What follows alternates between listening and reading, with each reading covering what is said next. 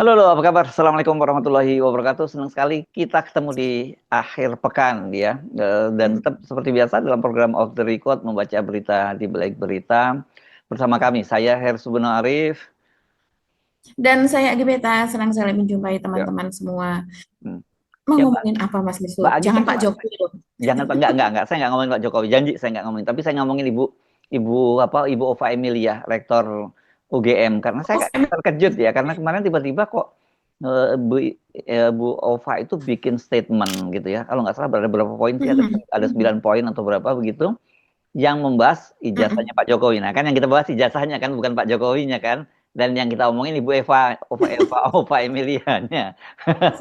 Enggak, tapi mhm. saya heran, kenapa ya tiba-tiba kok Bu Ova kalau soal menanggapi soal waktu yang heboh kemarin di apa sidang di Komisi Informasi Pusat kan sudah cukup lama, dan itu pada waktu itu bukan soal ijazahnya tapi soal yang dipersoalkan soal dokumennya, yang soal apakah Ya. dokumen pendaftaran Jokowi itu di KPUD Surakarta itu masih ada atau tidak, dan kemudian ada pernyataan sudah dimusnahkan. Itu Mhm. yang bikin rame kan, itu kemarin kan Mbak sebenarnya. Jadi nggak ada hubungannya nih Betul. dengan yang UGM nih, karena UGM sendiri pada waktu itu juga hadir di PPID-nya UGM kan juga dihadirkan di situ, dan juga waktu itu orang Mhm. mempertanyakan kenapa kok sebelah UGM kok nggak SOP-nya segala macam nggak jelas ya soal administrasinya. Itu yang ditanyakan orang. Tapi kalau Ibu Ova ini, sekali lagi kita nggak ngomongin Pak Jokowi, tapi kita ngomongin Ibu Mhm. Ova gitu ya, itu tiba-tiba Mhm.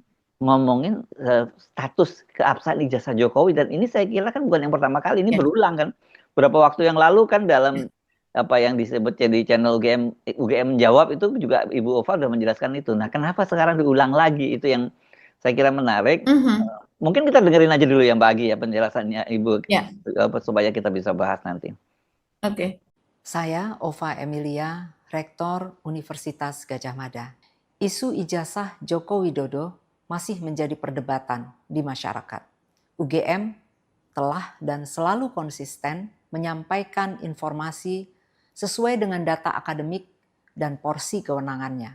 Berikut adalah penegasan atas apa yang sudah disampaikan sebelumnya sebagai klarifikasi dan bentuk tanggung jawab UGM.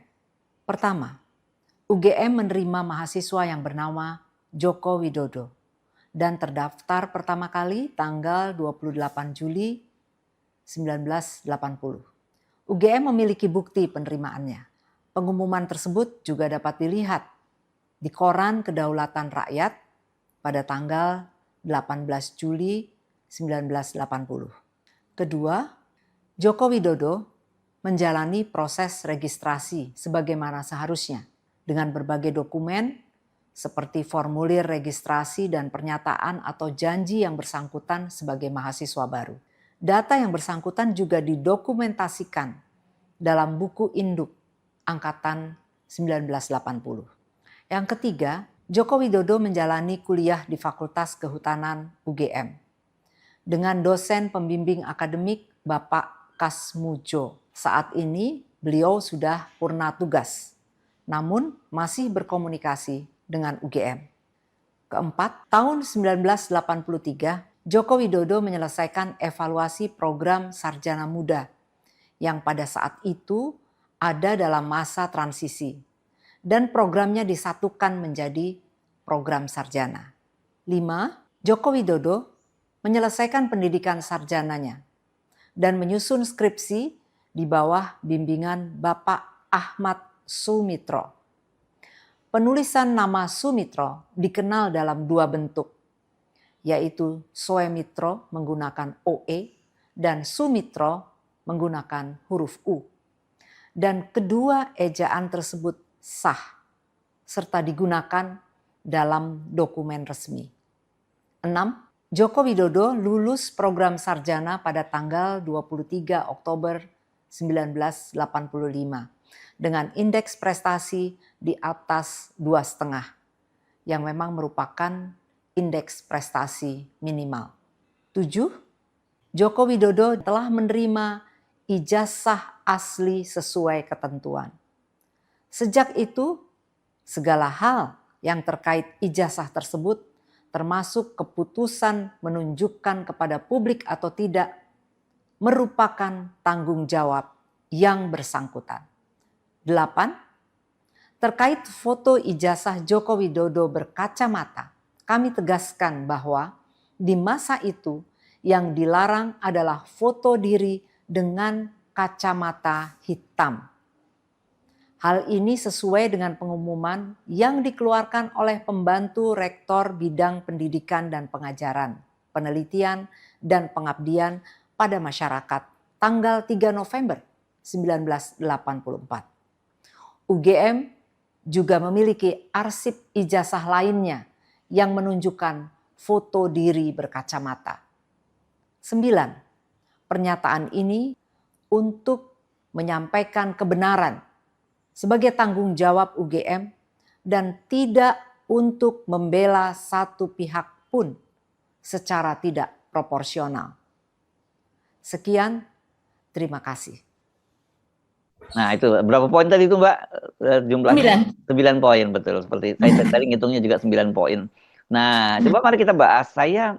Kalau saya tadi yang langsung fokus aja ke soal yang kacamata ya, yang itu saya kenapa? Karena saya teringat 2 pekan yang lalu atau sepekan yang lalu kan kemudian beredar kartu keanggotaan atau kartu pendaftaran di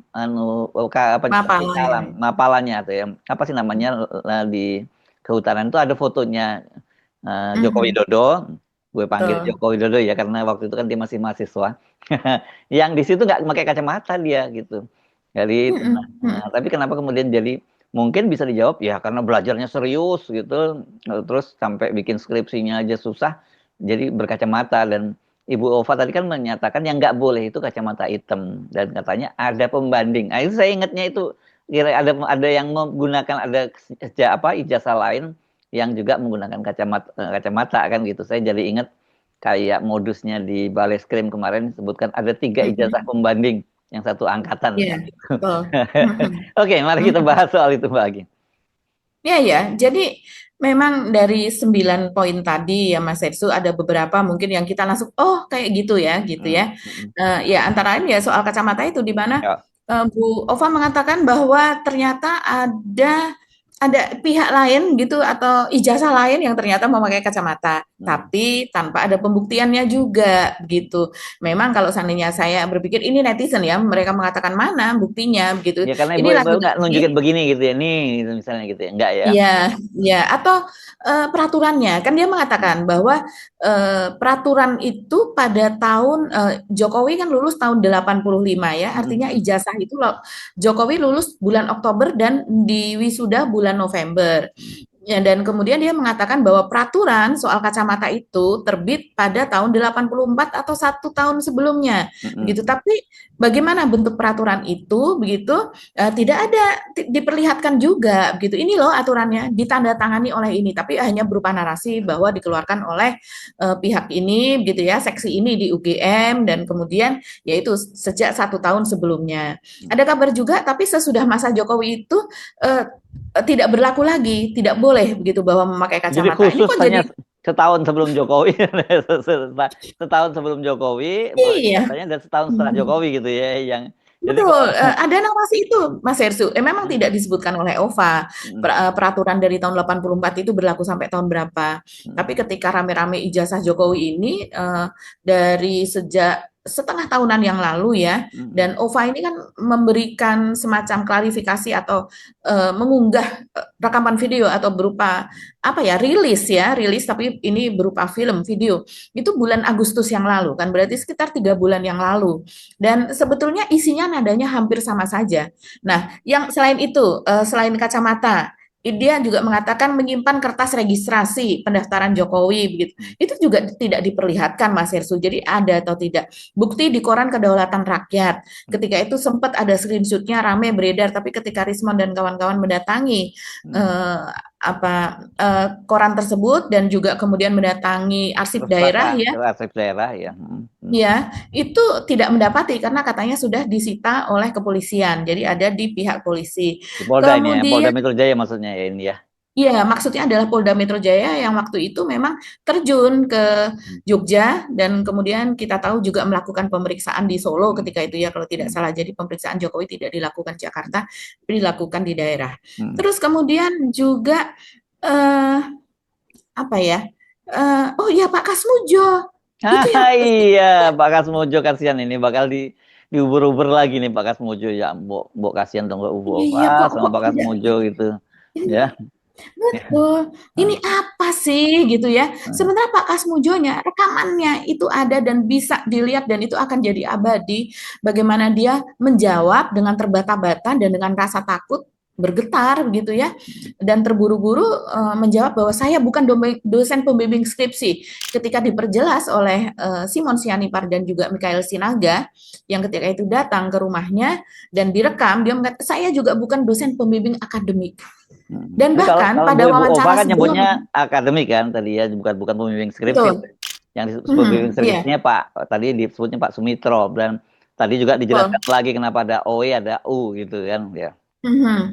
Ya, jadi kalau soal skripsi sudah clear, walaupun ini jelas kebohongan publik juga, karena Jokowi sebelumnya mengatakan bahwa Pak Kasmujo ini bolak-balik, marah-marah, Mm-mm. marah-marahnya keras sekali, begitu, menjadi pembimbing apa skripsinya, begitu. Walaupun dia nggak ngomong dosen pembimbing skripsi, tidak ngomong itu secara lengkap, tapi dengan pernyataan dia mengatakan Pak Kasmujo itu dulu galak sekali, skripsi saya sampai bolak-balik. Itu dosen apa kalau nggak sampai bolak-balik kalau bukan pembimbing skripsi? Sementara Kasmujo mengatakan dengan sangat jelas, sangat clear, saya belum pernah melihat ijazahnya Jokowi, saya belum pernah melihat skripsinya Jokowi. Ya. Jadi kalau pembimbing skripsi jelas dia akan pernah melihat skripsinya Jokowi. Dia mengatakan dia tidak tahu skripsinya. Dan itu lagi Mas Irsu, mungkin Mas Irsu masih ingat ketika ini sekarang Ova mengatakan bahwa Pak Kasmujo adalah pembimbing akademiknya Jokowi. Kita masih ingat Pak Kasmujo ketika itu mengatakan, jangan tanya saya lagi, tanyakan ke UGM karena semua sudah saya serahkan kepada UGM.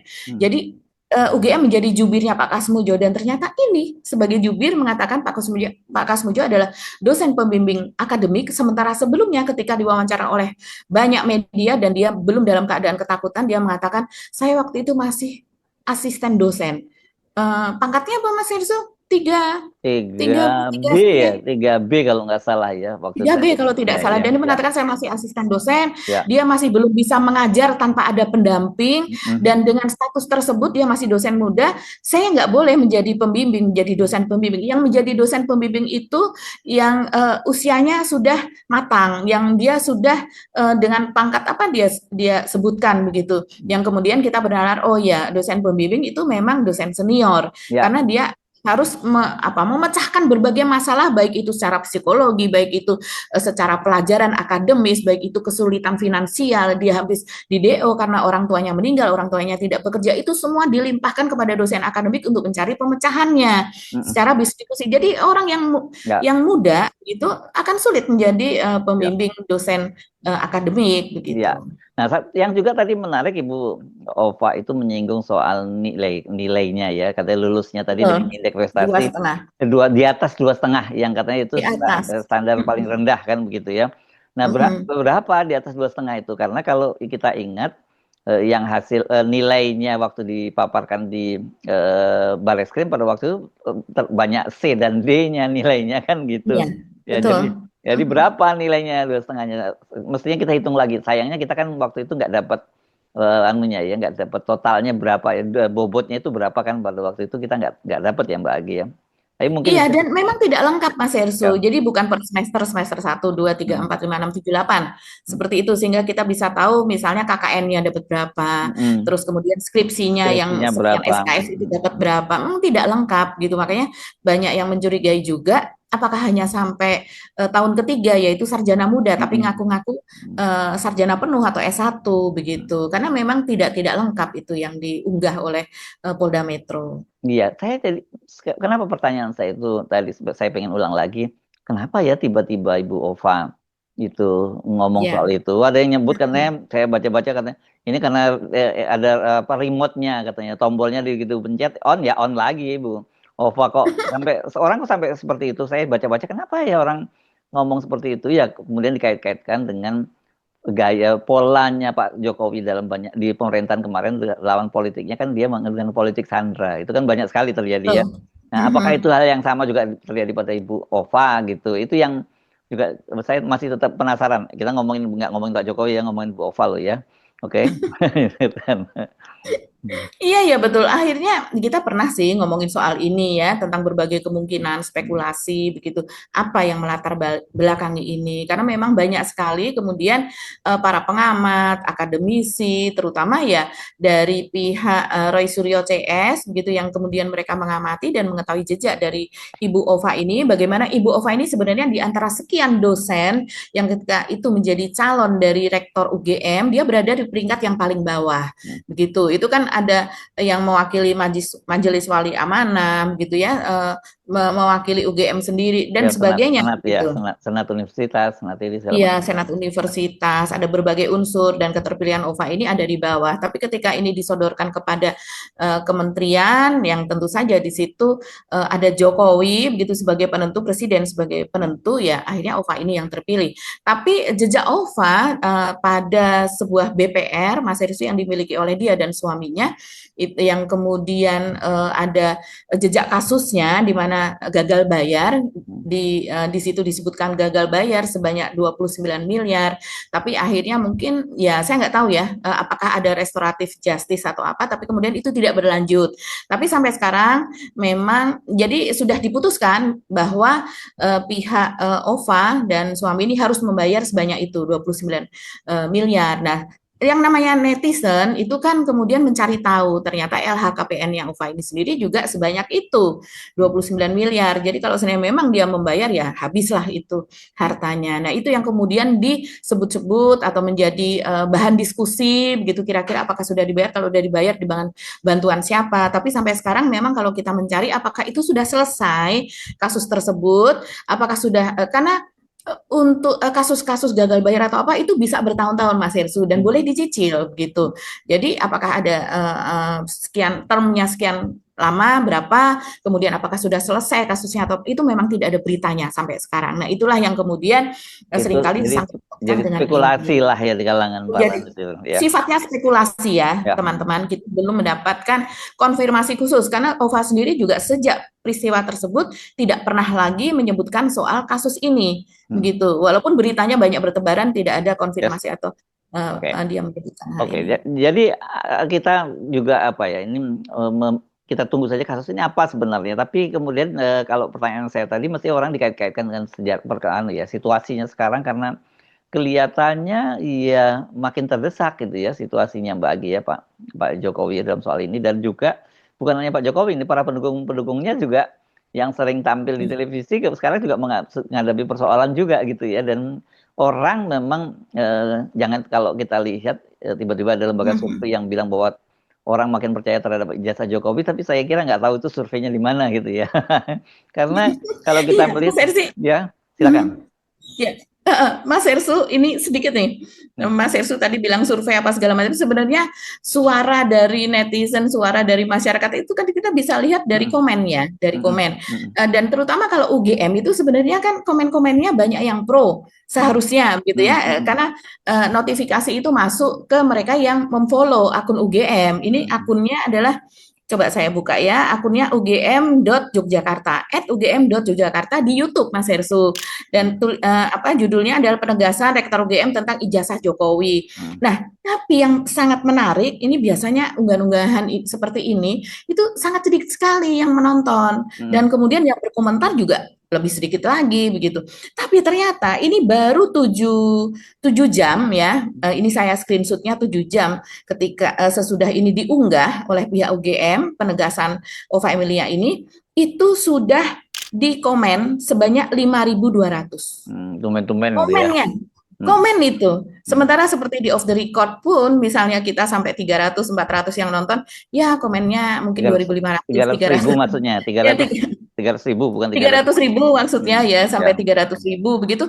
Komennya ya paling 2.000 3.000 seperti itu. Ini baru 7 jam dan kemudian yang menonton 61.166. 61.166. Itu gede banget itu untuk tontonan seperti ini dan gede. yang komennya sudah 7 ribuan ya. Iya, yang komennya sudah 5.200, Mas Hersu. Dan rata-rata semua mengecam Ibu Ova ya. Iya, banyak yang negatif. Contohnya seperti ini. Bukti-bukti harus dapat diuji publik sehingga trust kembali. Kasmujo tidak mengakui. Jadi ya protes sama seperti kita. Ini Kasmujo sendiri mengatakan bahwa dia bukan dosen pembimbing akademik. Kenapa tetap disematkan itu pada Kasmujo demikian percaya kepada UGM.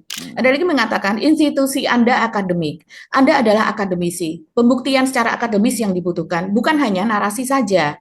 Benar, agree. Konsisten menutupi kebohongan dengan kebohongan lainnya. Bahkan ditambahi dengan diperkuat biar terlihat semakin lengkap.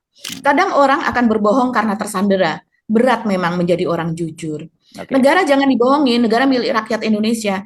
Kasih data dong, seperti Mas Roy CS, narasi-narasi doang, siapapun bisa, Bu, gitu. Wah, anak UGM, kagak malu. Udah okay. Kayak gitu. Ya. Oke, kita tinggalkan ya soal Ibu Ova Emilia ini.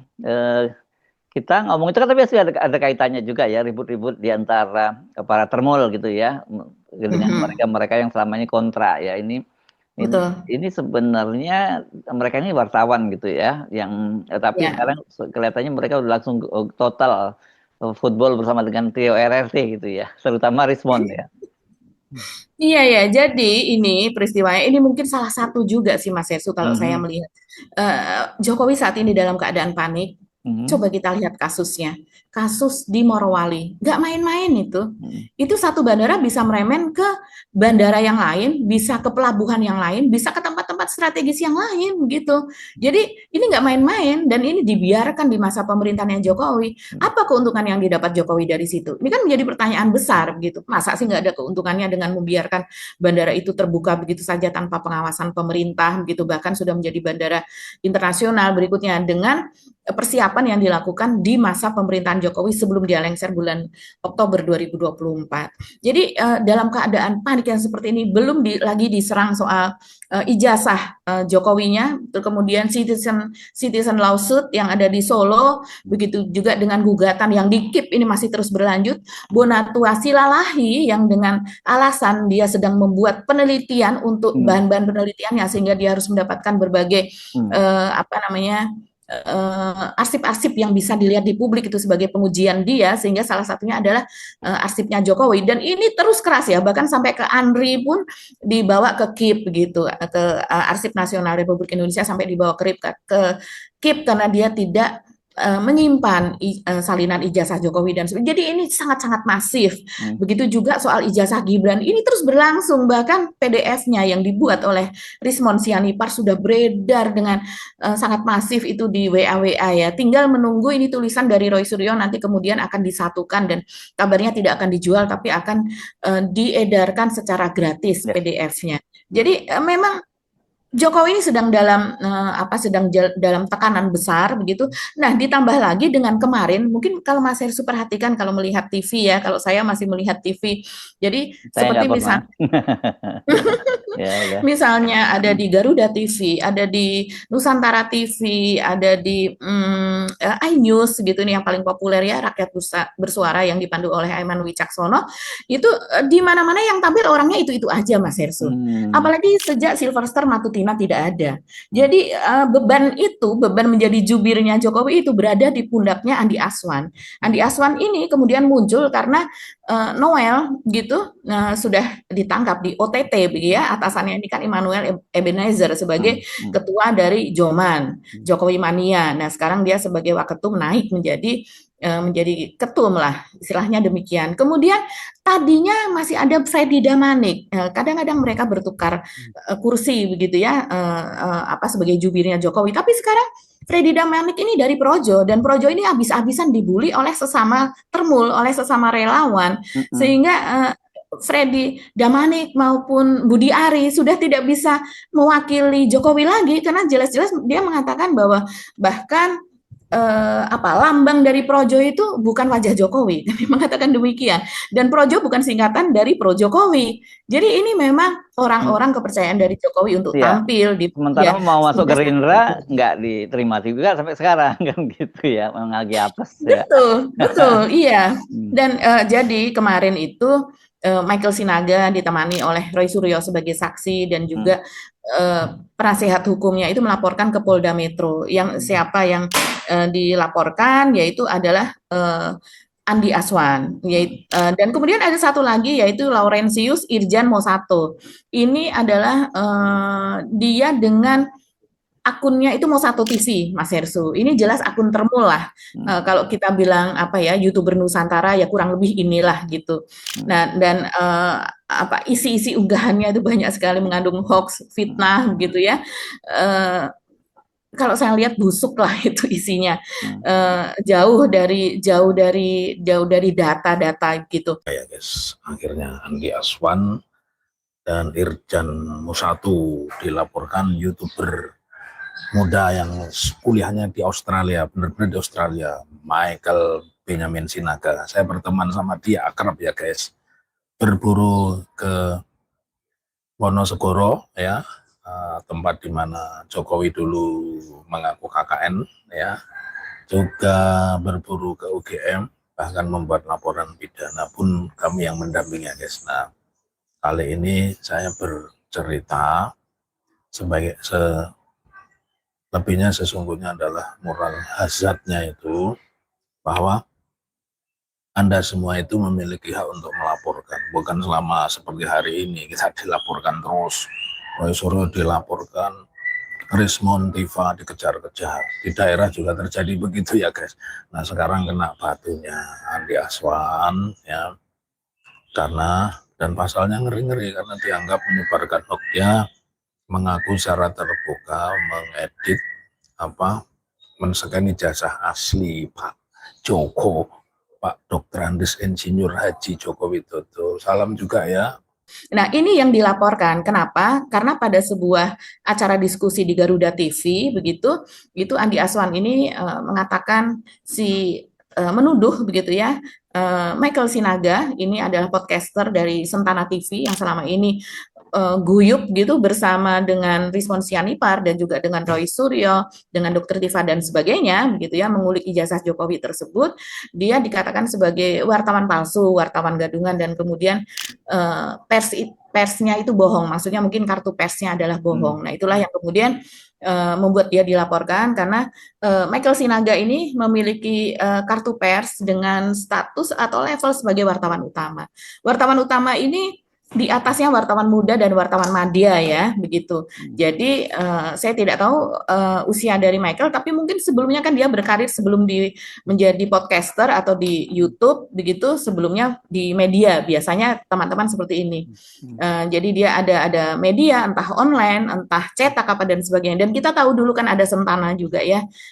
Di zaman kita itu dulu ada Sentana, Mas Hersu, dan sekarang kita tahu ada Sentana TV. Jadi inilah yang dilaporkan gitu karena dianggap memfitnah begitu. Ya, tumben yang dilaporkan termul, biasanya kan mereka yang melaporkan. Mari kita, kenapa ya? Menurut saya penting untuk kita tunggu bagaimana kelanjutannya gitu, bagaimana polisi menanganinya, kan gitu, itu yang paling kita tunggu kan bagi ya. Betul. Nah, ini satu lagi, mungkin Mas Hersu kalau yang Michael tahu lah, karena dia sering sekali kalau di situ ada Bang Rismon, gitu, di situ ada Michael Sinaga. Sementara kalau Mosato TV, ini sebenarnya kita pernah mention ketika itu, yang dimana pernah sekali Mas Hersu, narasi-narasinya itu luar biasa. Ini salah satu yang membela Gibran soal ijazah Gibran di MDIS. Ketika itu kita mention dia karena ini. Jadi coba kita lihat ya. Mosato TV ini memiliki subscriber 174. Coba lihat narasinya. Buntut provokasi ijazah Jokowi, Rismon CS diburu Sylvester dan Fritz Aloy. Jadi sejak kapan Rismon CS diburu Sylvester saja dicari-cari sama orang begitu ya. Dan kemudian itu judulnya, sementara thumbnailnya seperti ini. Rismon kena batunya. Serius ini bahaya, buntut sok tantang. Rismon diburu Sylvester, kabur cari perlindungan di Habib Rizik. Kok bisa? Rismon perlindungan nih, apa salah Habib Rizik disebut-sebut di sini?